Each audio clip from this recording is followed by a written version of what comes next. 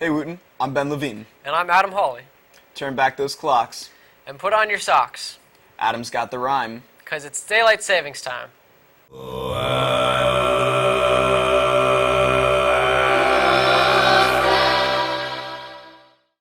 Daylight savings time affects all of us.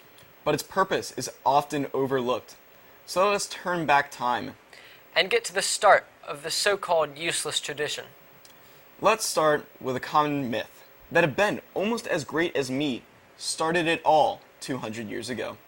It was said that Benjamin Franklin started daylight savings time after stating, Every morning, as soon as the sun rises, let all the bells in every church be set ringing, and if that is not sufficient, let cannon be fired in every street to wake the sluggers, effectively oblige a man to rise at 4 in the morning, and it is probable that he will be willingly to bed at 8 in the evening.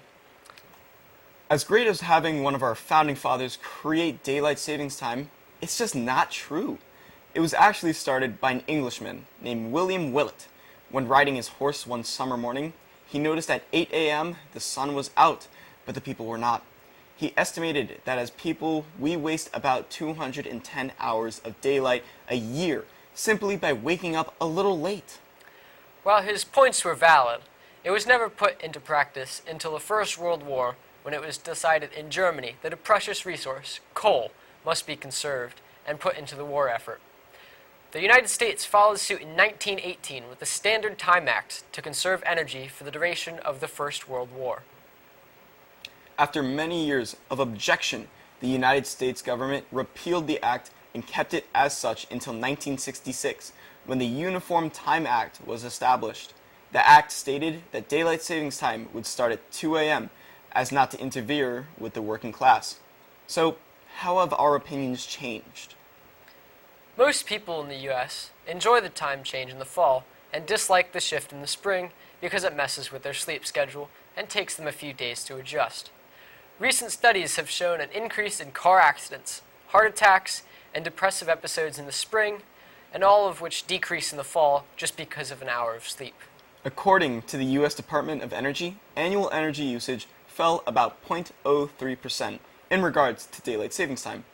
Now, that may not sound like much, but it is enough to power 100,000 homes for a year. Some of those homes belonging to humble farmers, the biggest supporter for daylight savings time. Well, actually, that's not true.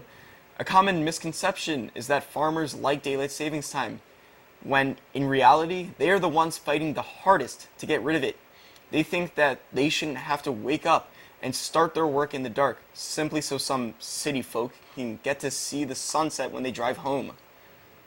Although there are positives and negatives to daylight savings time, it's just a fact of life we need to deal with. That's all, until its repealment. Thank you for tuning in, Wootton. See you next time, Wootton.